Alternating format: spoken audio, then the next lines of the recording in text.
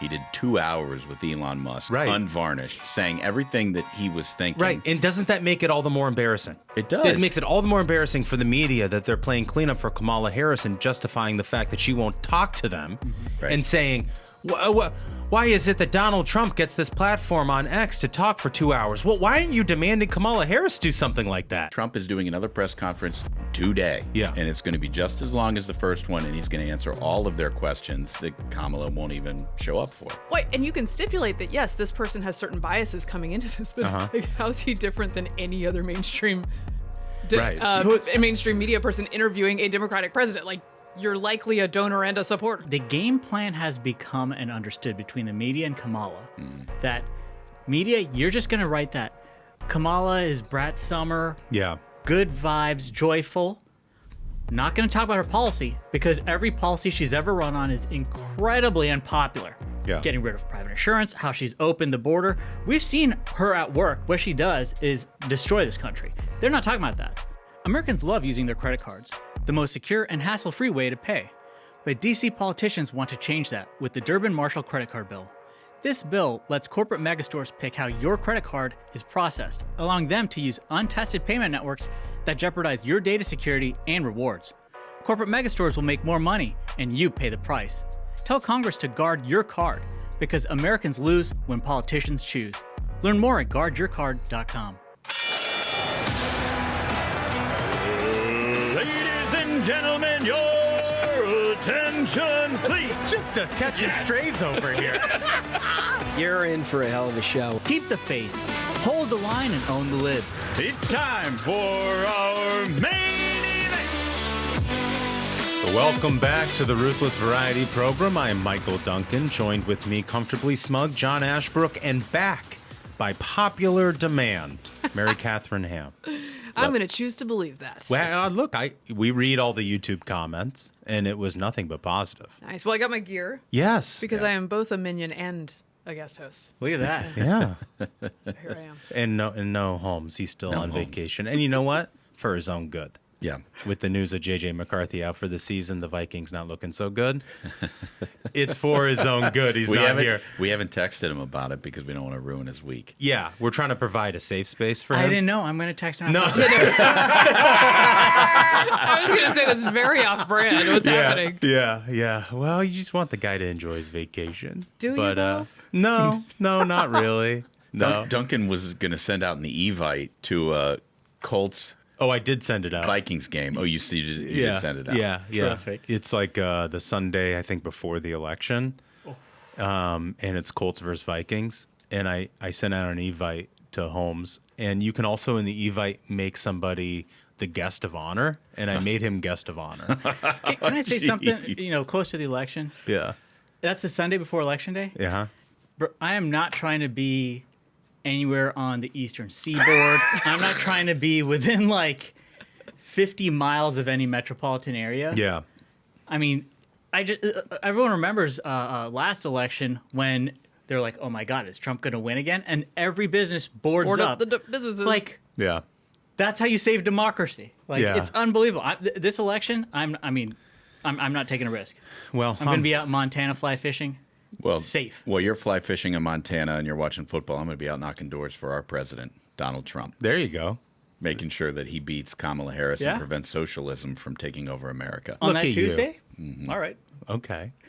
Well, we got a great show for you here today. If you hate the media, you're going to love this episode. This is the show for you. It's basically alley-oops and tomahawk jams on the media the whole way through. I mean, I looked at all these stories we're going to get into, and you're just absolutely going to love it. But the first thing we got to get to is a little breaking of the fourth wall when it comes to the media here.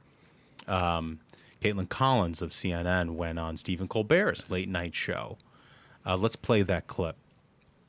Trump has kind of been thrown on his heels by this, and he's not really sure how to go after Vice President Harris. He knew his attack lines on President Biden. He really has struggled with how to go after someone who's 20 years younger than him, who is a different gender, a different race. It's kind of been this moment where he has not been able to coalesce around a single attack line. I know you guys are objective over there, that you just report the news as it is. I know. CNN makes it. And I know Is that supposed to be a laugh line? I wasn't supposed to be, but I guess it is. That's tough. It's tough. That's it's real tough. That's a real awkward one to deal with.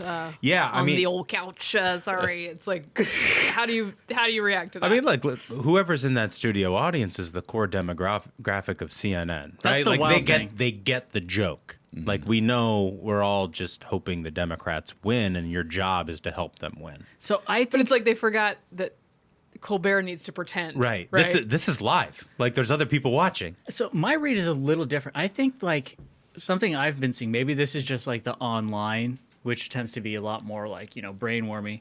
I feel like the left has gotten so deranged that you see them saying things like CNN is rooting for Trump.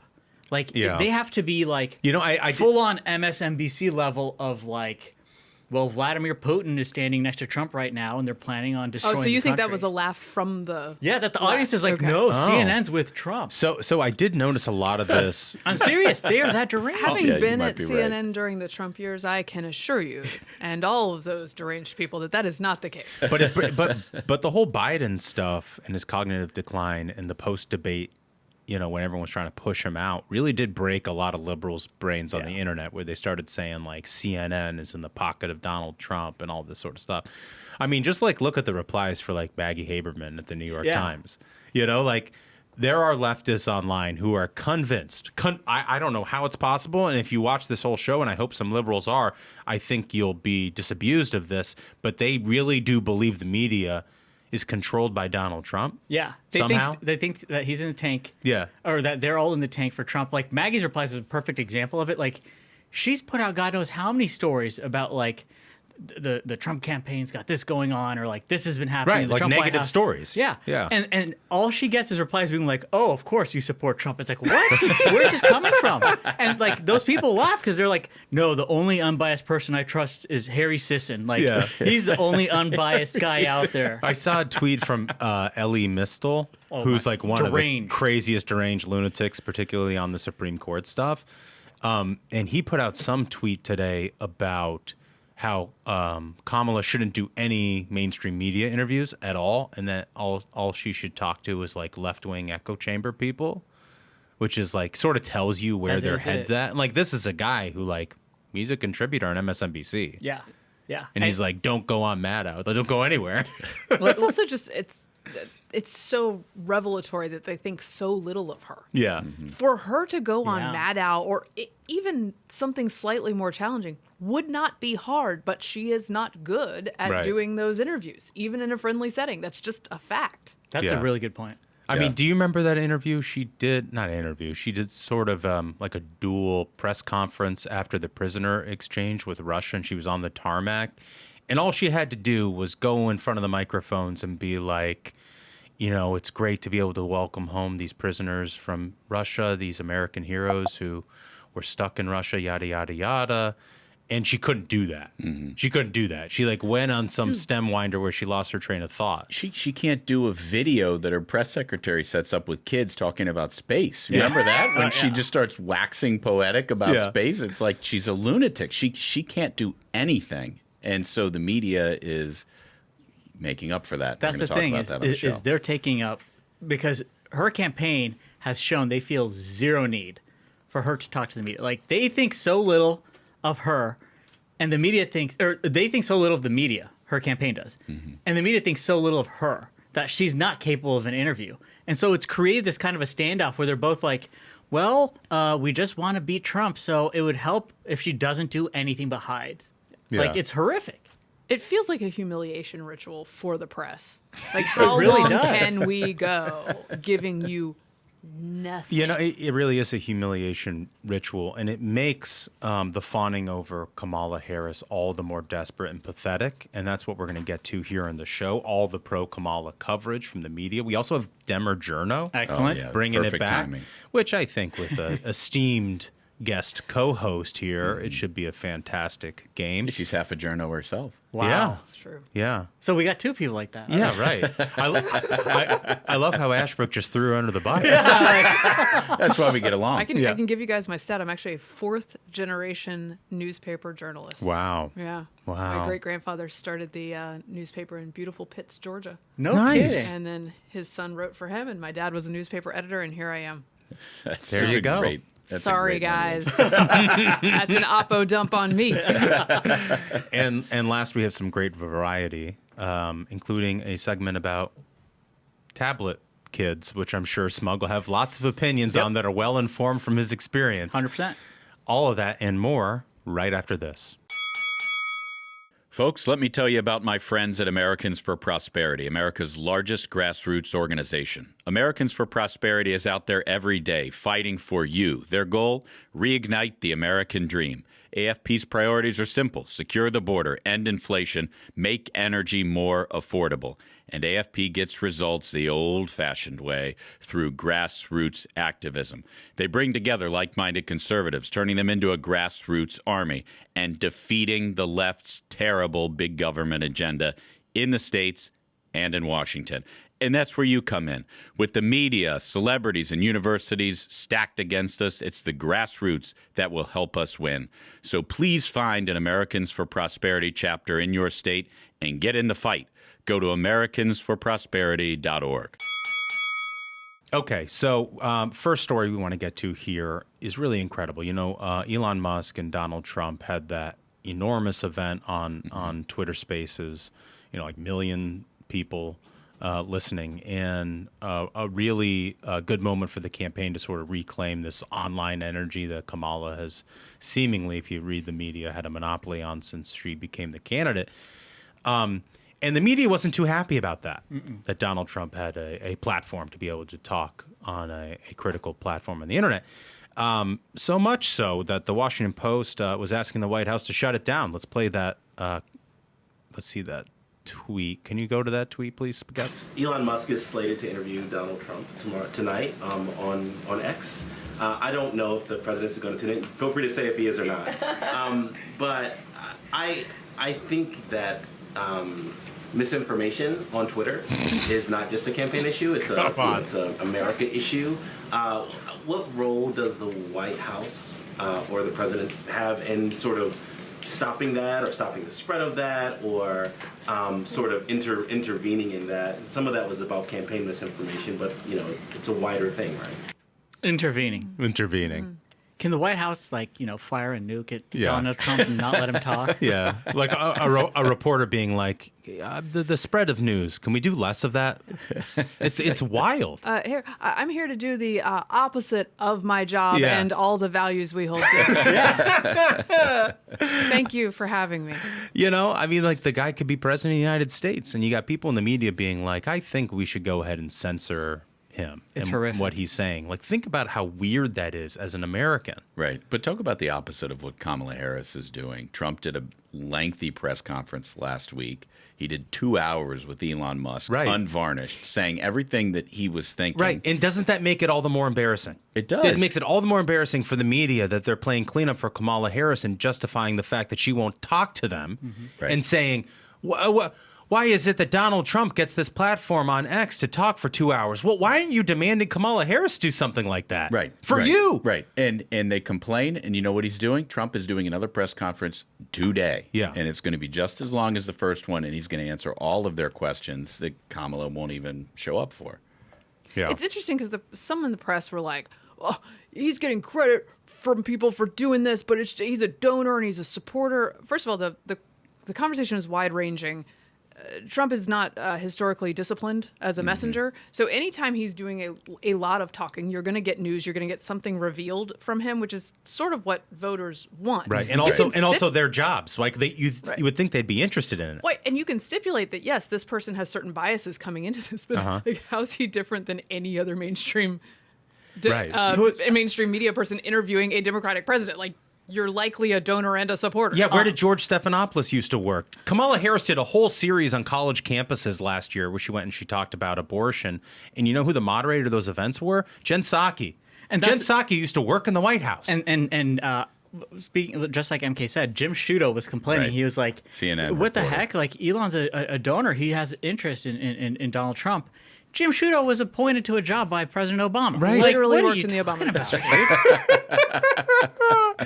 talking But it wasn't just at the White House Correspondents' Room that they were objecting to this. Let's put up graphic number 1, all the coverage after the Musk-Trump spaces. Look at that. So it's kind of hard to see, but Duncan, I know you'll describe this for people who are listening. Yeah, I mean, every single article, and there are about 40 of them on screen, is negative about Donald Trump and this Spaces event he did with Elon Musk. Again, a 2-hour unscripted interview with somebody who might be president of the United States is usually a thing that the news industry is very interested in talking about the substance of. Of course, in his case, they aren't. Right. Right. Well, they certainly make enough money off of him. You know, every time Donald Trump comes onto the scene, the media covers him, they criticize him, and then they cash the checks at the end of the week. And they have done this over and over and over again. They basically use him, and then they set him aside. And people in our country are interested in something different than what the media is offering, different than what Kamala is not even telling them that she's going to do. And I think that coverage says it all. And that's, to me, is the most sad and pathetic thing about this, is because this election is so important for this country. It's so important for their job as journalists. They're supposed to be informing the public, Americans who go about their daily lives. They work, they take care of their families. These people are supposed to be informing them. The game plan has become and understood between the media and Kamala that media, you're just going to write that Kamala is Brat Summer, good vibes, joyful. Not going to talk about her policy, because every policy she's ever run on is incredibly unpopular. Yeah. Getting rid of private insurance, how she's opened the border. We've seen her at work. What she does is destroy this country. They're not talking about that. They want this to be in like a completely closed up space where the only discussion for the next 90 days is Kamala's cool, don't let Trump speak. Yeah, I mean, they think that's going to be enough. The only popular policy she rolled out, she stole from Donald Trump. Let's put up graphic number 2, and we'll see how the media covered that. Okay, so this is the way. Very funny. And I know Tim Murtaugh tweeted this out. A number of other accounts on Twitter did as well. But CBS News, this is how they cover Kamala Harris talking about no taxes on tips. Vice President Kamala Harris is rolling out a new policy position, saying she'll fight to end taxes on tips for service and hospitality workers. Well, when Donald Trump rolled out that policy months ago, here's the same tweet from CBS News. Former President Donald Trump's vow to stop taxing tips would cost the federal government up to $250 billion over 10 years, according to a nonpartisan watchdog group. It's a press release for Democrats. Yeah, it's spectacular. It's unbelievable how they do this over and over and over again.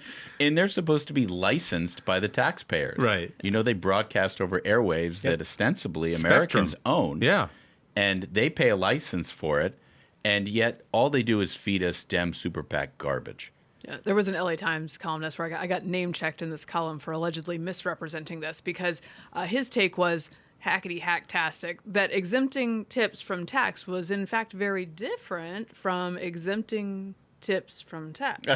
No. And he's like giving her all this credit for having a proposal. She doesn't have a proposal. She has a line in a speech. Right. Now, there are a lot of issues with how a bumper sticker good sounding idea becomes tax policy on either side, right? Let's talk through those. But she ain't got a policy. Right. Right. It's like that old Vanilla Ice interview with MTV where he's trying to explain away the fact that he didn't sample under pressure. the Queen. Yeah, he didn't sample the Queen bass line. He's like, it's not the same. Yes. He goes, it's dun dun dun diddy dun dun dun dun. It is exactly that. It's not taxes on tips. It's dun dun dun. Dun, dun, dun, dun. It's just, that's the thing is, you're going to see this nonstop. And we know that, we know that the media is 100% on their side.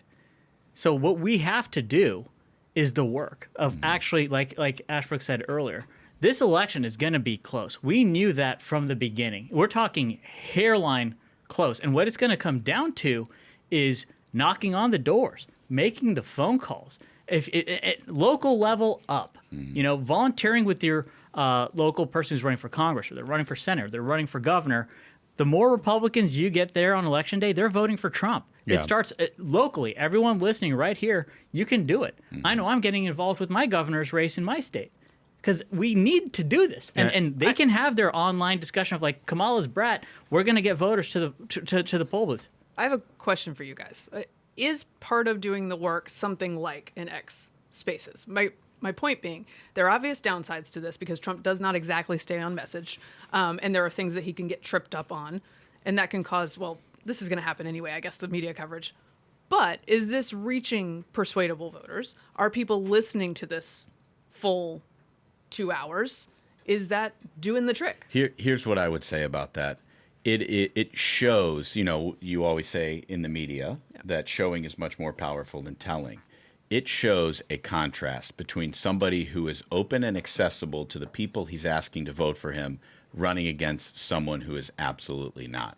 And I mean, maybe he doesn't say everything exactly perfectly the way that Frank Luntz would say that a Republican's supposed to phrase something, right?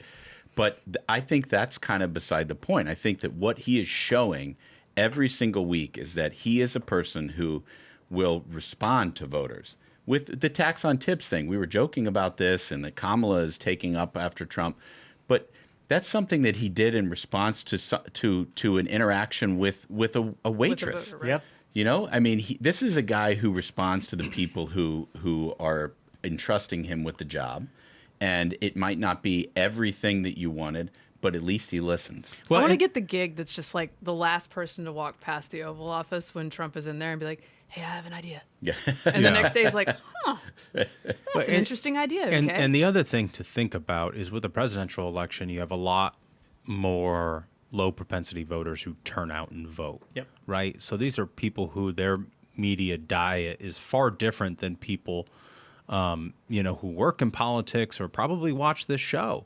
I mean, maybe they follow financial news or they love cryptocurrency and they like Elon Musk or something like that. And they consume very little political content. So somebody like Donald Trump going on Spaces with Elon Musk opens people. It's like the Joe Rogan effect, where it's sort of adjacent to politics, but not the same thing. And so there's intrinsic value to that in sort of like having a positive info flow to those voters who otherwise don't consume political news. Maybe somebody who has like a Twitch streaming Joe Rogan diet Right. and then tunes into something like Yeah. That was like the other week when Trump did, I don't know how many hours. He was with Aiden Ross and XQC. These are two of the largest streamers on earth. Yeah. With an audience that's monstrous of 18 to 24-year-olds. And then Trump's hanging out with them for hours. I did not see that, and that's very smart. It's insane. Like, I think very smart. the live views were hitting over 1 million. So he's he's casting a very wide net. And I would say just from polling and studies that we've done on advertising here since Kamala got into the race, it's a little nugget for our listeners. Watch men 25 to 34. Watch that demographic and all of the polling, because Donald Trump is doing a lot better there than historically Republicans have. You know what I liked for that was the Bryson DeChambeau golf thing for an hour. That's like such great content. He's a good golfer. And it's such golf bro. Oh, yeah. Perfect content for that demo. Yeah. Yeah. So the media is not just covering for Kamala Harris on the taxes on tips thing. The media will also tell us she never supported Medicare for all. Let's put up graphic number 3 here. You put up the tweet first, Spaghetti. So the media will tell us that she never supported Medicare for all. She doesn't plan on ending private health insurance. Well, here is Kamala Harris voting on Bernie Sanders' bill for Medicare for all. Now, I feel like we are just moments away from Congress.gov disabusing everybody of this, deleting the archive of this website. But I past want to votes, believe that's not true, but it might be true. It might be true. It really but might. It shows at the top of the graphic. It shows clearly this bill is Medicare for all. It's literally called. It's literally called the Medicare for All Act of 2019, and she's listed as a co-sponsor. Right. Right. But she doesn't support it somehow. Right. She doesn't want to ban fracking. She supports no taxes on tips. She's a big champion of private health insurance. All of these things just etch-a-sketch into a new policy position. And here's another thing is, so I got a notification for this New York Times story Yes, it's in the New York Times. Shocking, and I invite everyone to read it. The title was "A Growing Number of Homeless Migrants Are Sleeping on New York City Streets." It says, as New York City officials struggle to provide shelter for nearly 65,000 asylum seekers, some have said they feel safer in parks, on the subway, and on streets. You read this story, and it is completely insane. Yeah. Where all of Randall's Island, they're talking about the size of multiple football fields have essentially become just camps for migrants, and that their system in place because they want to be a sanctuary city. When Governor Abbott and Governor DeSantis are like, oh, you want to be a sanctuary city? Go right ahead. First of all, bro, I love what it says about you that you're getting New York Times Metro push notifications. It shows that the New York still has not completely left Smug. Yeah. But I also saw Elon tweet something today about how the U.S. federal government is spending $500 billion with a T, $500 billion on illegal immigrants who are here and basically taking resources that aren't going to veterans and aren't going to other people who don't have housing who are Americans. Well, I believe it was in Denver where it was like some gigantic percentage of the budget they declared was just going to have to go towards this. Right. It was like a double-digit percentage of the city's budget. It's why normies out there are like, hey, I think this border thing is a bigger issue than we're letting on. Well, right. I mean, because it goes broader than just, a search at the southern border. You're talking about less money for public schools in your neighborhood, right? Like they're taking COVID money and getting hotel rooms for these migrants. And so that's the thing is, so this policy that is directly under Kamala, as borders are, despite what the media is trying to tell you that she was never a border czar, abracadabra, don't believe what you read. The average American, when they connect those two, it's going to make a difference. This one little sentence I just want to read from this article. It says, Barry Bliss, 59, a Bronx resident, thinks about it, the migrant problem in New York City, on his 50-minute walk through Randall's Island to his job as a security guard at the Metropolitan Museum of Art. Quote, "This is what I work for," he said, pointing at the shelter. "My tax money goes to that. I make $18.50 an hour, but after taxes, it's like $12. So where does that go? Well, the library I used to go to closed. And then how should I feel about that?" Yeah. That's what this issue is. And there are situations where rec centers and public facilities that taxpayers pay for are not available to them because they are turned into migrant shelters. Mm-hmm. That's a problem for taxpayers. Right. It's something you should be able to be upset about. Yes. All right. So let's contrast that and those personal stories you told, Smug, with the way that the Associated Press decides to write about Kamala Harris's time as border czar. Here's the headline. This is incredible. Presented with rise in border crossings, Harris chose a long-term approach to the problem. Oh, when does the term end? Yeah, right. President Joe Biden, watching tens of thousands of migrants from Central America reach the U.S.-Mexico border just a few months into his administration, tapped his second-in-command to address the influx. Can you all actually imagine that happening? Like, Biden has a moment where he's, like, coherent, and he's like, you know what? I know who to put on this. Kamala Harris, Right, and everybody remembers the joke at the time when he put Kamala Harris on the job. It was like, oh, he's giving her something that he knows she can't succeed it's a in. shit job. And it'll make him look good. Right. Everybody knew that at the time. Right. Here's the thing is what they're trying to do here, and it's crazy this is being written in the Associated Press, but what they're trying to do is basically decouple her from the failures of the administration at the border. Yep. In grappling with migration, it goes on here, Harris proceeded cautiously. Cautiously. All right, yeah, she's really put a lot of thought into it. She focused her time and prestige.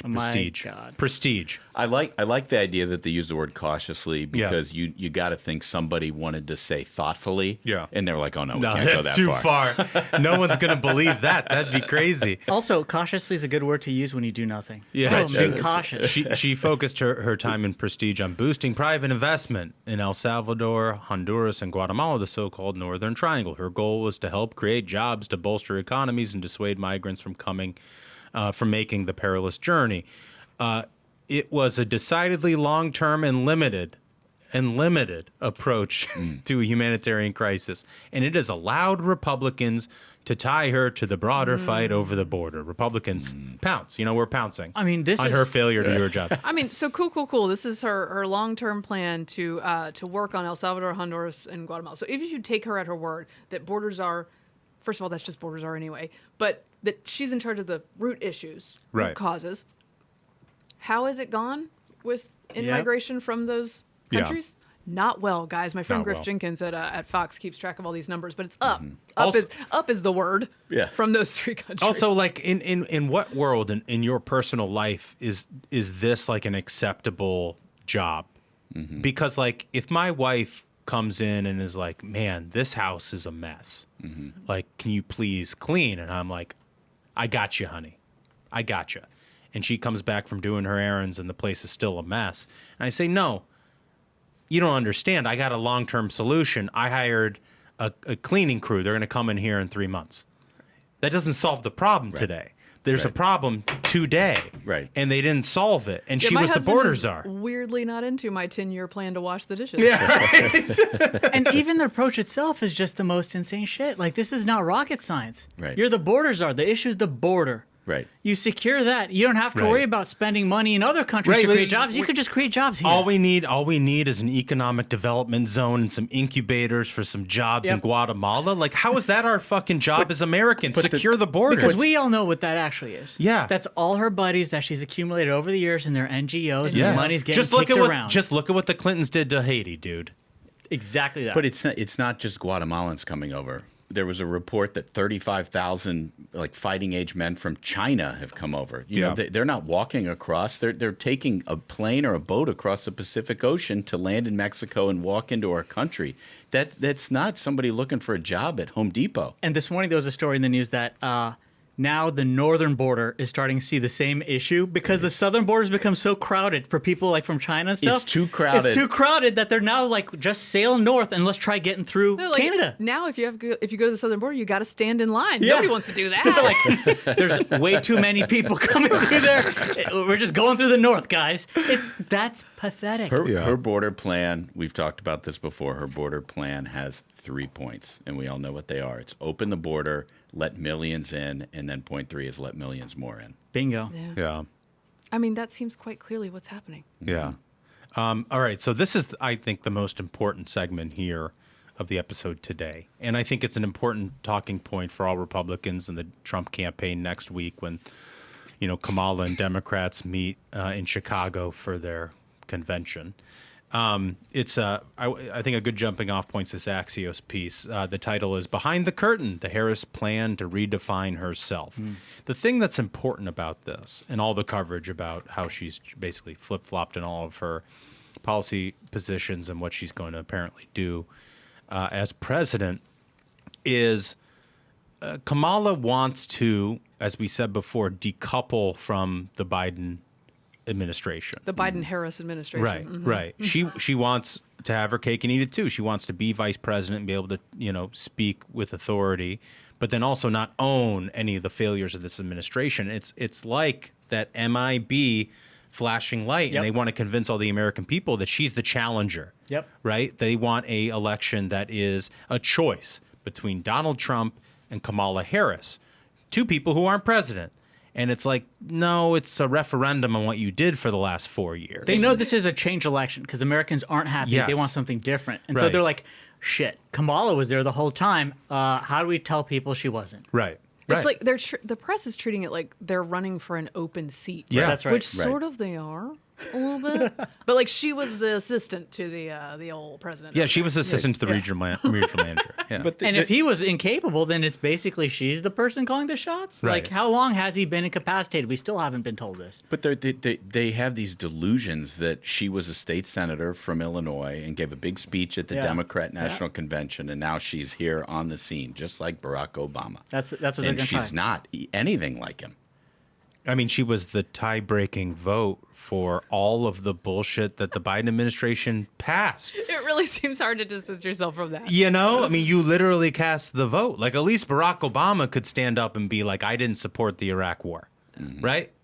And Hillary Clinton couldn't do that, and that was a huge issue in that Democratic primary. Kamala Harris has none of that, but the media is going to do all the legwork. Here from the Axios article. Vice President Kamala Harris, hoping to distance herself from President Biden's unpopularity on the economy, plans a new focus on middle-class worries and woes. And that's it. I think that is probably the most important kernel for people to take away today.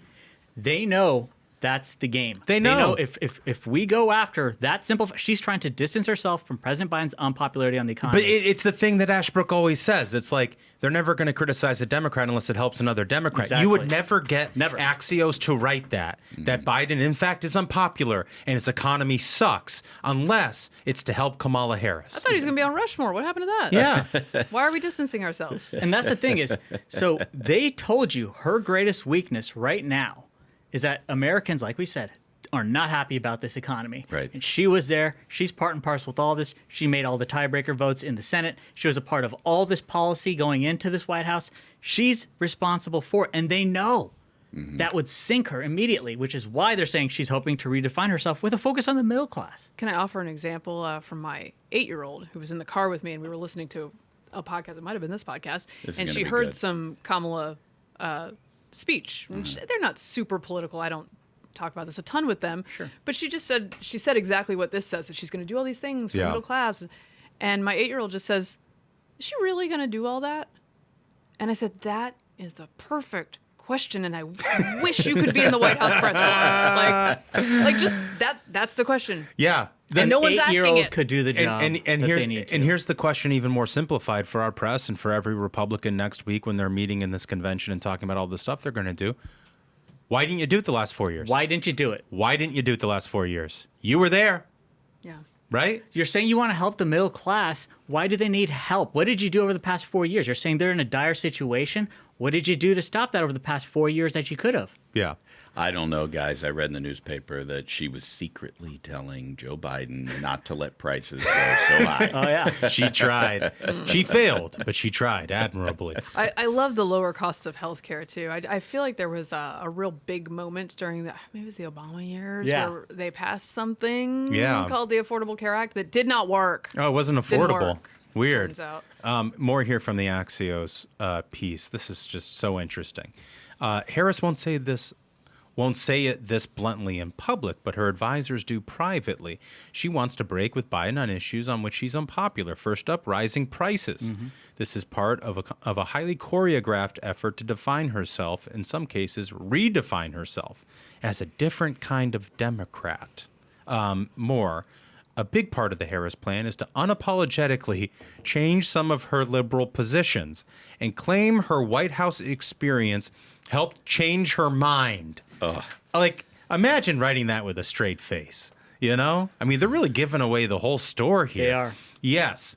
When she was running for president in 2019, she was against fracking, for decriminalizing illegal border crossings, and for single-payer health care, Medicare for all. No more. She's backed off of all three. Can you believe that? Like, I'm going to trust someone who, with their lifetime of experience, came to the conclusions that they want to get rid of private health care, that they want to decriminalize illegal immigration. Then when they're in office, you get the border becomes wide open, illegal immigrants pour in, they do nothing to stop that. Health insurance becomes more expensive, and they're like, you know what? I changed my mind. Wait, and it wasn't like she had these policy positions when she was running for dog catcher. She was literally running for president. Exactly. Right. She was running for president of the United States. This job. The same job. It's like she had the job interview, and it went so horrible, she didn't even make it to Iowa. The Democratic primary didn't want her. She hasn't won a single vote from any Democratic voter in the country. And they're going to go to that convention in Chicago next week, and by acclamation going to declare her the best Democrat in the country to be president of the United States. It's bonkers. It's nuts. It's bonkers. Nuts. It is. It bonkers. Really is, dude. Okay, you know what, though? This square is going to be hard to circle, you know, for Kamala Harris here. And it's very simple. And the problem is Joe Biden is still technically president, and they'd like maybe to go out with a capstone of like success in this administration. So you're seeing a lot of crossed wires between the Biden administration and the Kamala Harris campaign right now. It's a very interesting It's storyline. very, very interesting. It's going to make it very difficult, I think, for Kamala to straight face a lot of this stuff. Spaghetti, let's play clip number 3. This is KJP from the podium.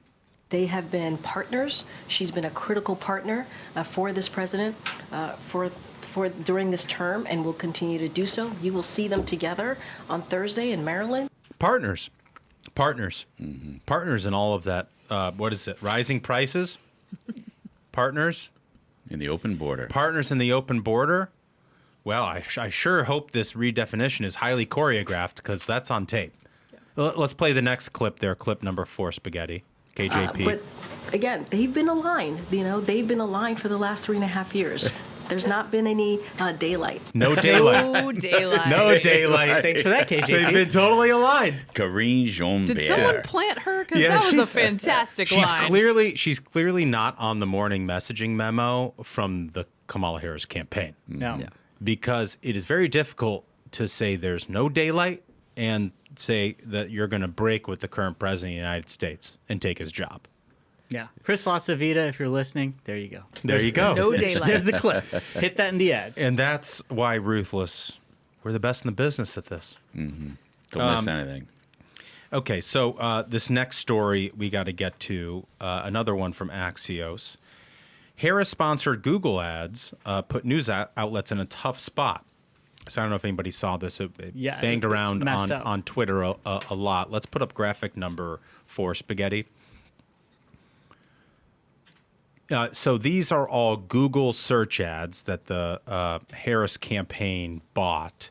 And typically most Google search ads link to a campaign website or some sort of subpage on the website about their platform or who they are and that sort of thing. But they have thousands of subpages, and that's called the mainstream media. Yeah, that's right. And so instead of linking to the Harris website, the Harris campaign has decided basically to rent the legitimacy of our mainstream news outlets. Again, she won't talk to a single one or have an interview, but they write all this fawning coverage of her. And so she's paying to show these articles to people on Google search results. Fascinating stuff. It's like if someone's like, is inflation like a problem? Is the price of things still going up? What's Kamala done about it? So you search Kamala inflation. She makes sure to pay so that the first result that pops up is some idiot like Phil bumping like, actually, guys, inflation's down. Shut up. And everybody be quiet. Don't care about your But it's grocery worse prices. than that because they're editing the headline in the ad to make it more adulatory to her. Yeah. Yeah, and here's the thing is... I think there's legal problems with this. I don't know if there are. I mean, campaigns have been doing this for a long, long time. After Hillary Clinton lost in 2016, Facebook and Google really clamped down on a lot of this stuff because Hillary Clinton lost an election, so we had to break the internet, because like it wasn't fair to her because she was so bad at it. But over time, they relaxed a lot of those rules. It used to be like after 2016 that Facebook, like if you wanted to link to an article and an ad for a political campaign, they wouldn't let you change the headline. It was basically locked in. Whatever, the publisher had written in the headline is what would show up in the ad. And a lot of those rules have been relaxed over time. And Kamala Harris is basically exploiting that. Now, look, is it deceptive? Yeah. But, I mean, rather than whine and complain about it, I mean, the Trump campaign should be doing the same thing, honestly. Well, here's the thing. It's not just Kamala doing it. As you pointed out on Twitter, very recently, the Washington Post itself is doing something very similar. But that's a wholly different. It's a little bit of a different thing, but I think you should mention this. Yeah. So I noticed on Twitter, now X, that the Washington Post is paying to promote as an ad on the platform a fact check for Kamala Harris. So-called fact check. A so-called fact check in support of Kamala Harris. And arguing that these claims from J.D. Vance on limiting red meat consumption and a couple of other things. Gas stoves. Everything the libs want that Kamala Harris is going to do. And look, I mean, I think every news publication should be able to amplify their content on these platforms. All the more money for Elon Musk. Good for him.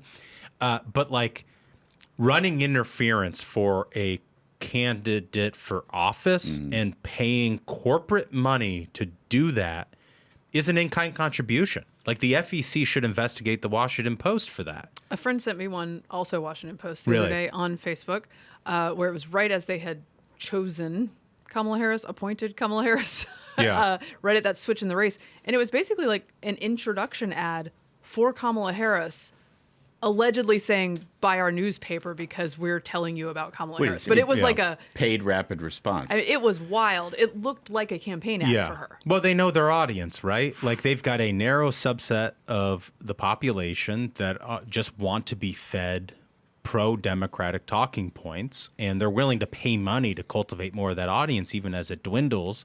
They're doubling down on, tripling down on it. It's crazy. And quickly on the subject specifically of gas stoves, where in one of those fact checks saying that JD, the gas stove thing's made up. That never existed. This is just yesterday in the Daily Caller. Nick Pope had the story. The Biden administration locked in a gas stove rule on Monday after insisting that it is not trying to ban gas stoves, rejecting efforts by opposed organizations to nix the rule. The Department of Energy's efficiency rule for gas stoves, announced in January, will come into effect as expected in January 2028. It's always like, oh, this isn't happening, this is happening, and then they do it and they're like, oh, it's good this happened. Yeah. It's always the same thing. I hate to harp on the Affordable Care Act, but Yeah. the answer to the Affordable Care Act when we would say this won't be affordable was, no, look, it says right there, Affordable Care Act. See, the title is just affordable, And then guys. here we are. Like, Yeah. It's the funniest thing about getting older and feeling like you've seen the same thing over and over and over again. Like you feel like you're going a little bit crazy. No, part of this election season is just my getting very angry and my refusal to be told that things are not happening that are clearly happening. Yeah, yep. I mean, It's not going to happen, guys. I'm not going to accept it. to me, that's the thing is the gaslighting. Because I remember when we first went into, when Kamala first took over the campaign, when we first went in through the whole book of like, these are the things that she said. She wants to legalize illegal immigration. She wants to get rid of all private health insurance. When we got to that line, everyone out there who's paying for their own health insurance, you know what I'm talking about. That'll make your blood boil. Like we were told before that prices are going to come down. They have doubled and tripled. It is eating us alive. Yeah. And what do you think is going to happen when these clowns take a second whack at it? Because all along, this is what they've wanted. They've wanted total control and to drive up prices so that they decide for you and you have no choice but to do what they say all along. I don't know, Smug. I think you should pay higher prices for private health care because Donald Trump did a 2-hour interview with Elon Musk. That's the thing. You should Like, be so offended. that's the thing. So we're all very offended. The media is terrible. And our question for you, and if you're watching this on YouTube, thank you. Like and subscribe. Like and subscribe. If you wish to opine. That is correct. And our question today is how can Republicans counter the media and all the work they're doing for Kamala Harris? This is an important one, folks. That's a critical question. And it's going to be very important next week with the DNC. And, like we were talking about earlier, I think it's super important that Donald Trump recapture the role as challenger in this election and lay the failures of the Biden administration at the feet of Kamala Harris. Don't let the media make it seem like she is something new and something different. She owns all of this, all the failure. I'm really glad you're putting this question in front of our audience because our audience is super educated. Nobody watches the media, nobody watches the election closer than our audience. And I literally cannot wait to see what they come up with in response to what you asked. And after this, we'll be right back with your comments from last week's question. Our sponsor today is Lumen. And Lumen is a metabolic coach. You breathe into it in the morning. It tells you how you're burning calories, fat, protein, carbs, all that sort of thing. Smug, I know you use this thing a lot. We got a little unboxing here, so why don't you tell us about it? Well, it's super easy. It comes to you. I mean, it looks like this. It's very nice. Slick. Yeah, very slick. Yeah, look at that. You crack it open. It's super easy. And then right there, I already got it ready right here. This is your Lumen. This is it right here. It's this easy, right? It comes with a little carrying case so you can take it on the road if you're going somewhere. Even the cap is magnetic. Look at that. Right? Real slick. Slick. All you have to do, you take the cap off, you breathe into it in the morning, and it tells you at that moment your body is currently like using fat for energy, or your body is currently using carbs for energy. It tells you exactly what your body is doing, and then it tells you what to eat through the rest of the day. All the thinking is gone. You do not have to be like, oh, I have to set up a meal plan and I have to figure out what I'm going to do. Done for you. It'll tell you like literally meal by meal what you should do. All you have to do, it takes under 10 seconds. You turn it on, it syncs with your phone like a snap. It's not like every other piece of junk you have that the Bluetooth takes 9 attempts. Every time it hits your Bluetooth, gets the job done. I can't say enough good things about it. So if you wake up in the morning and you read the Washington Post and literally everything in your body is burning, you take that and it'll tell you. Oh yeah, it'll be like you're ready for the day. Yeah, go get it. Well, it's good because it's simple. Yes. And you don't have to totally change around your life to learn a little bit about your health. Meal plans can be hard sometimes, and if you're traveling a lot like we are, it's tough to be good on what you eat. Yep. So it's nice to have something that can tell you, all right, this is what you got to have for lunch. This is what you should have for dinner. And so it keeps you on a plan without boxing you in on having to like plan, your whole meals for the week to make sure you hit your macros or whatever, you know? 100%. And it doesn't give you like, this is your HRV or whatever. It just tells you what to do, man. Yeah. That's it. It's just make it easy for me. Smug likes easy things that tell him what to do. Just do it. He's not here to read. He's here to lead. Exactly. Yeah. That's it. So if you want to take the next step in improving your health, go to lumen.me/ruthless to get 15% off your Lumen. That's lumen.me/ruthless for 15% off your purchase. Thank you, Lumen, for sponsoring this episode. Okay, we got to get to those comments from you two from last episode. The question was, what is Trump's best strategy moving forward? We had talked a lot about J.D. Vance getting out there to do the Sunday shows, and where do we go from here with Kamala in the race? So let's go first to The Voice. So remember, if you want us to read your comment, you don't need to tell us your name and town. Just like and subscribe. Like and subscribe if you wish to opine. And the first one comes from Dan O'Brien. And Dan says, Trump's strategy moving forward should be to exclusively only do podcasts for his interviews. Oh, we'll take that. Right on point. Listening to he and Elon have a conversation last night was so much better than the adversarial nature of MSM interviews. Would rather see a PBD, Ruthless, Theo Von, Dave Smith conversation for an hour or two, or would rather see a 5-minute cut-up interview with the leading and confrontational questions from a news network that nobody watches. The MSM is on its way out. An independent news, long-form conversation is where it's at. Yeah. My take is that Theo Von should do all interviews of everyone. He's great.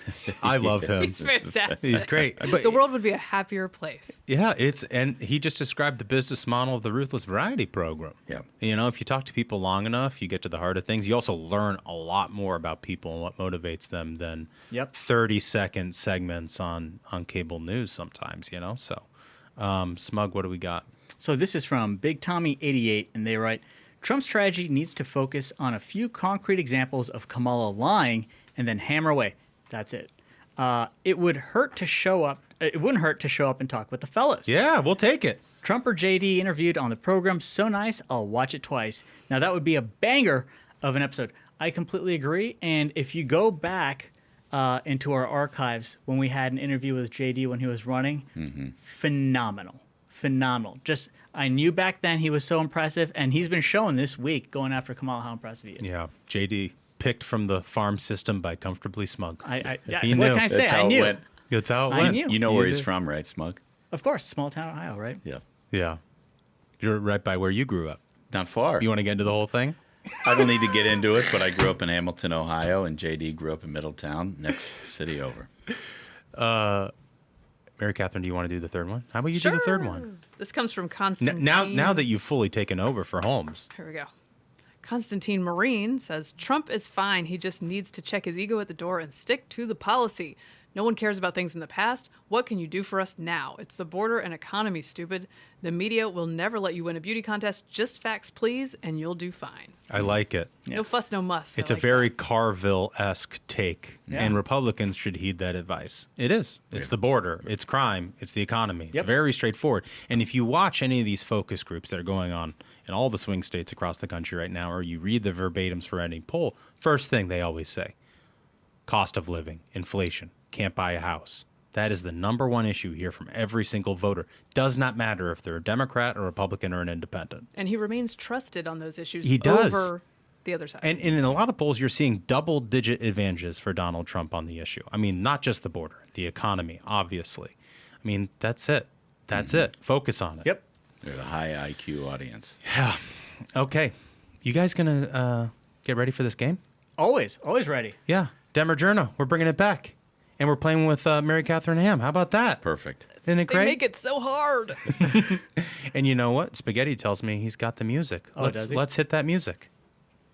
Dem Or Journo, Dem Or Journo, Dem Or Journo, Dem Or Journo, Dem Or Journo, Dem Or Journo, Dem Or Journo. Nobody knows. Yeah. Still a stanza too long.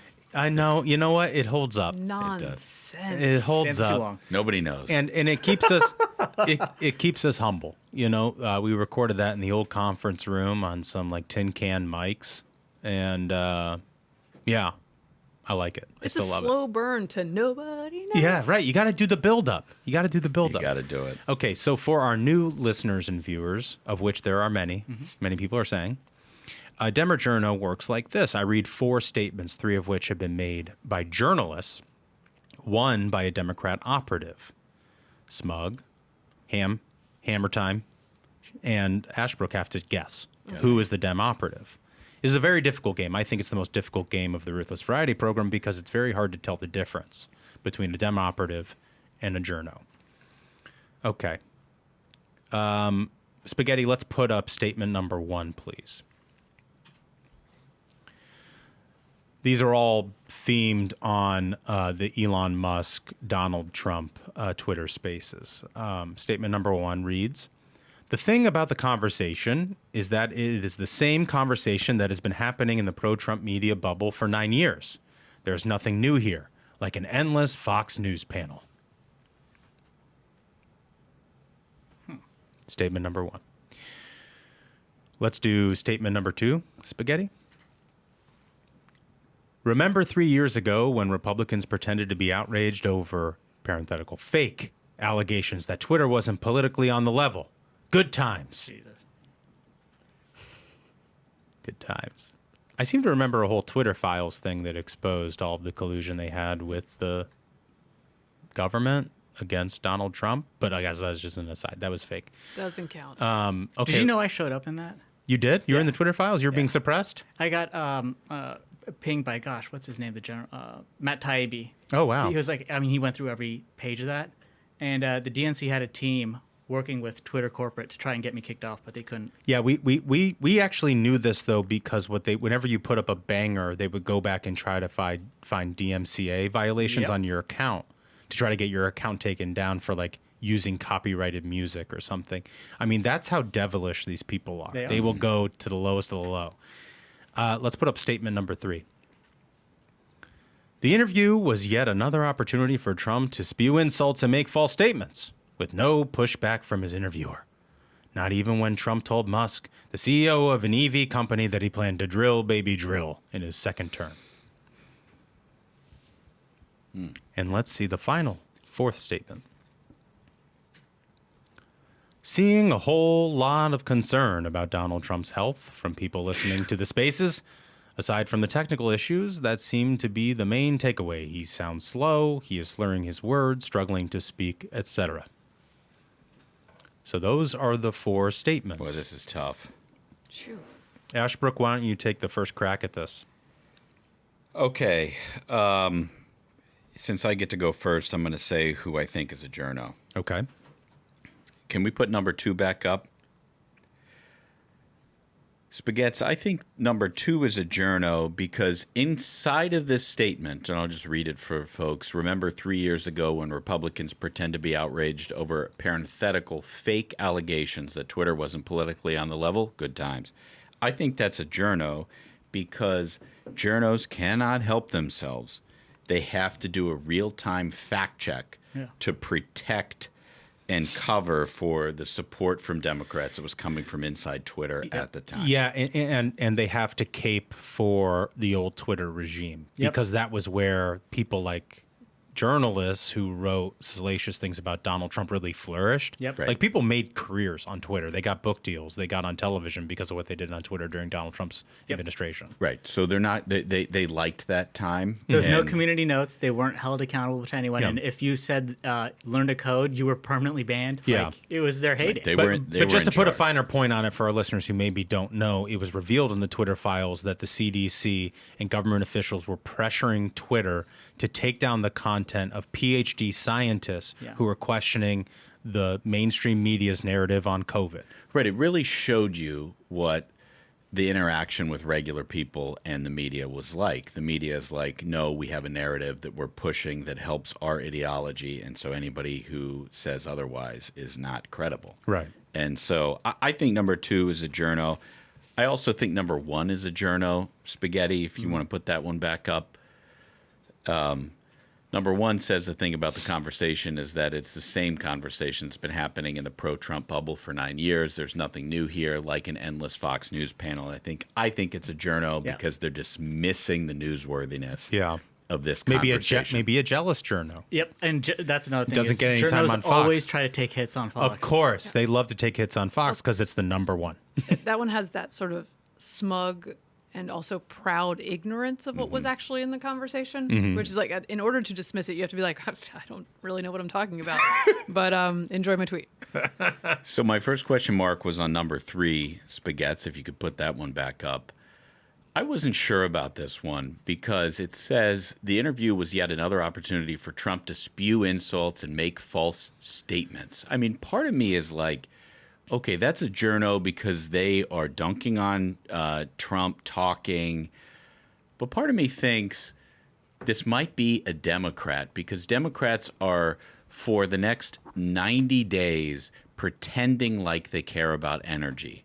And so, therefore, I actually think this one might be the Democrat because they take a shot at Trump on Drill Baby Drill, and they're trying to wedge him against Musk.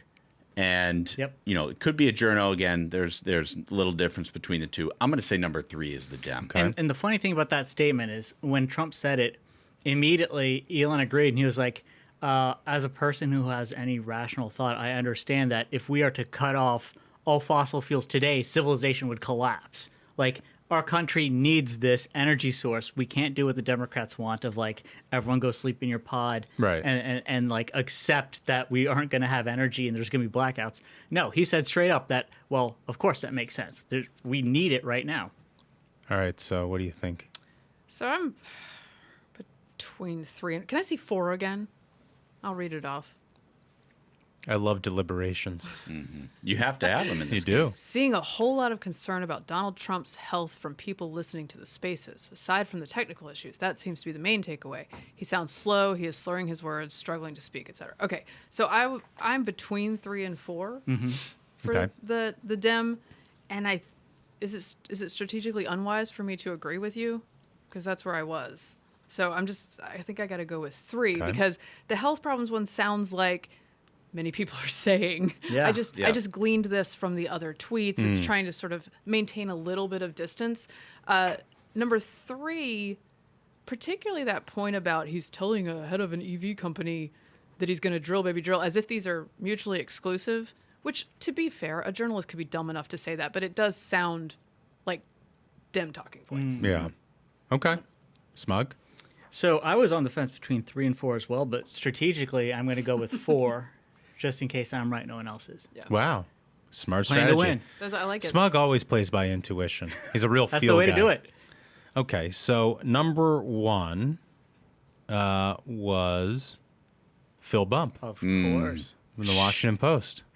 There is nothing new here. No real surprise there, and I think you guys nailed that on the Fox News component of it. He's very the smug ignorance. smug ignorance, that's smug him. ignorance, and the Fox News jealousy.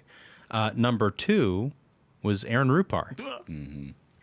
Aaron Rupar. He's one of the clowns that you mentioned who started a career off of he did. You know what's Twitter. funny is that he is the one sticking up for the old regime at Twitter. Yeah. Aaron Rupar, who built his entire following on that regime. Of course. Yeah, old Twitter was great for him. He got a crazy engagement for bullshit. And so it comes down to 3 and 4. Number 3, Wizzy Kim from Vox. Oh, man. Yeah. Smug was right. Big Smug, winner. look at you go. I led you Big astray, MK. I'm sorry. No, I was there anyway. It was... Number 4 was the Dem, which was the concern about Donald Trump's health. There that it was the is. guy from Midas Touch. There it is. Yeah. So the thing about Ashbrook is he tries to lead you astray because he's protecting his journal rights. Yeah, Vox. Oh, what an Just incredible, here to stick up for Vox. incredible game. All right, you guys ready for some variety? Always. Okay. So I don't know if you guys saw this. There was some incredible Hunter Biden news. But before we get to that news, we got to play a little clip from our friend Phil Bump. Can we play clip number 5, Spaghetti? What do you take from the text message to his adult daughter Hunter's text message, I have to give 50% of my income to Pop. I have no idea what that means. I have no idea what that means. Well, it's not even curious. I know it's circumstantial evidence, and you prefer that. No, to what direct evidence. could it be? I have no idea. But doesn't it? I don't know. Well, I appreciate your. Has anybody asked her? I don't know. I don't know. Don't you think somebody should ask her? Okay. Like I'm not. I just said I don't know, and I don't know what to make of it, so I have nothing to say about it. Paid by the Washington Post. Yeah, but you say there's no evidence, but then there's a text message where he says, "I give Pop 50% of my money." That's evidence. Okay. Well, okay, fine. So it's evidence. I appreciate you having me on. It doesn't. That something like that. Who do you think is being more? I listen to that and I'm saying, you can free to go. I feel you want me to leave, like just walk out in the middle of this because that way you can like. You can go. Is this a standard? Really, this is the way the Washington Post handles people who disagree with them. When I agree to be on for 45 minutes, go, and then I get on for an hour and 15. Yeah, that after a while I go. Thanks for having me. Well, I interrupted the clip, which is outstanding. The guy's paid by the Washington Post. He sounds like he works for Joe Biden. Yeah. And I mean, why can't you just say in response to that question, that's interesting. Somebody We're going to look into it. Yeah, somebody should ask that question. Reporters who are digging Has anyone in. asked her? I don't know. Huh. Do you know if there's anyone near here whose job it is to ask questions? Right. And we're not talking. It's unbelievable. We're not talking about like hearsay or conjecture. We're talking about a text message from the guy, from primary Hunter source. Biden. This is not primary source. Many people are saying this is a primary source. And he's allergic to even engaging with this idea. Yeah. It's not like this is something salacious or like, well, he thinks it is a salacious conspiracy theory because he is proudly ignorant of the facts of the case before him. Yeah. Because that allows him to go like, I don't know what you're talking about, man. This is not real. But if you're a journalist, your job is to figure out if it's real. Right, exactly. And he is more over the moon for Biden than Karine Jean-Pierre. I mean, she wouldn't straight face that. Right. I mean, it's incredible. And that brings us to the breaking news from this week from the New York Post. Hunter Biden asked the U.S. Embassy in Italy for help landing Burisma deal while Joe was vice president. Huh. Wow, the guy gets out of the race, and now suddenly we have all the facts on the Burisma case. Isn't that interesting? Suddenly he's not running for president anymore, and we know the truth. Are you telling me Hunter Biden wasn't hired because of his significant skill and experience in international energy? Yeah. Yeah, he's good at lighting stuff on fire and smoking it. From the article, first son Hunter Biden, acting on behalf of a Ukrainian energy company, requested help from the U.S. Embassy in Rome to land a lucrative business deal while his father, Joe Biden, was vice president, according to a report. Hunter's big ask, an apparent attempt to use his father's position of power to land the deal for Burisma, the Ukrainian gas giant that he sat on the board for, came to light only after the State Department records were released to the New York Times after Joe Biden ended his campaign. Huh. That's the thing. And so this is what really grinds my gears about this is the answer from the left for some years was like, boy, I guess we shouldn't vote for Hunter Biden for president then, right? Because they were for so long trying to say, oh, it's all a lie. There's nothing there. This doesn't affect anything. And it's only after their guy is gone, they're like, I mean, sure, they're corrupt. Who cares? Now we've got Kamala. Right. You know they'll that hide things in life from you until they can get away with it. Well, I'm such a sucker, by the way, because they used to be like, oh, Ivanka Trump is still selling purses, and that's concerning to us. And I'd be like, yeah, I think it's probably best practices not to do that. And then this stuff happens, and they're like, no big deal. Nah, it's fine. But they didn't wait for a State Department report to write that story. Right. I mean, they had this information for a very long time. Reporters had this information, and Smug will give me a very hard time for saying this, but there are journos out there who have good stories. He can't stop helping They do. They have good stories, and management tells them that they're not allowed to share. Yeah, you think you hate these journalists. You actually hate the people who are their bosses, who are their editors, and you don't know their names, and they're the people that shape the news and make it terrible. Nope, the journals are just as culpable. Well, They're can I just give as an culpable. I've example, heard before that, actually? like, I was just following orders in Nuremberg, right? Can I give an example? And it adheres to Ashbrook's rule about when these things are published. Politico magazine, August 2019, when the Democrats were still arguing about who would represent them, so it was fair game to go after Biden. Yeah. There is a great long-form piece called Biden Inc., how middle-class Joe's family fortunes have closely tracked with his political career. It's pretty devastating. You know all of this because you've been listening to right-of-center people for years. But if anybody hasn't read it, go get the groundwork, back when it was okay for reporters to talk about this. Now it's okay for reporters to talk about this. This is what MK is saying is exactly right. These journos, they go into management and they say, hey, I've got this story. And management's like, yeah, thanks, Michelangelo. I saw your proposal for a statue, but what George Soros really needs is another clay pot. Yeah. So get it in the kiln by lunch or you're fired. Do you see what he did there, folks? He tried to do the old switcheroo. He's like, don't blame my journal buddies. Don't blame my journal buddies. It's their bosses. No, you've got these schools like UNC Chapel Hill that are just feeder programs for essentially communists to go work at a rag. They don't even work their way up. They don't have to start a local paper and actually learn journalism.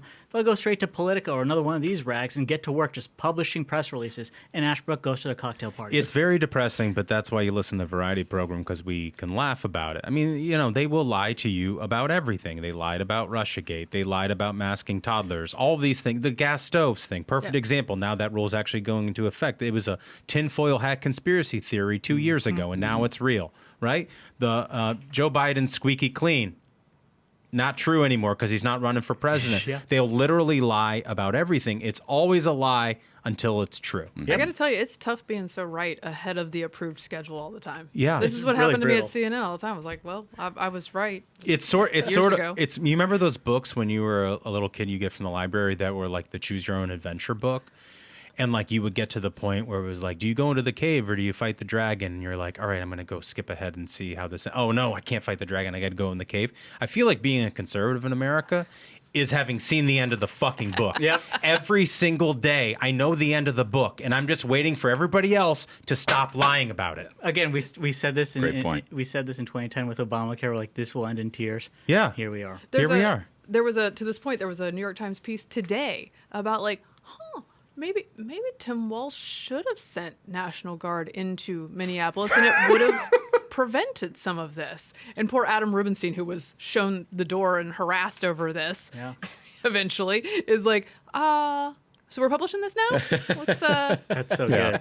It's a great point. Brutal. It comes full circle. It proves the point. Last piece of variety we got to get to here, and I got to disagree with whoever put this document together for the episode. This has to be McDaniel, but the title of the segment here is "Study Finds Smug Was Right." It's like we're just saying, it's tough being a conservative.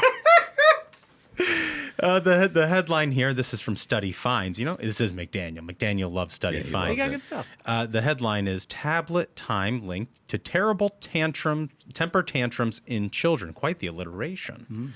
The research conducted by a team led by Caroline Fitzpatrick from the University of Sherbrooke paints a concerning picture of how our youngest tech users are affected by their screen time, with many, if not most, 4-year-olds now owning their own mobile devices of some sort, and preschoolers spending an average of nearly an hour a day on tablets. Unlike traditional toys, tablets offer a sensory smorgasbord of instant gratification just with a tap and a swipe.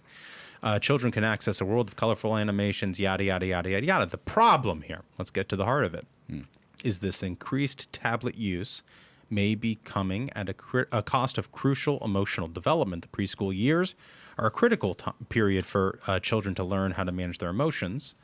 And basically they're having temper tantrums because the shiny box doesn't work.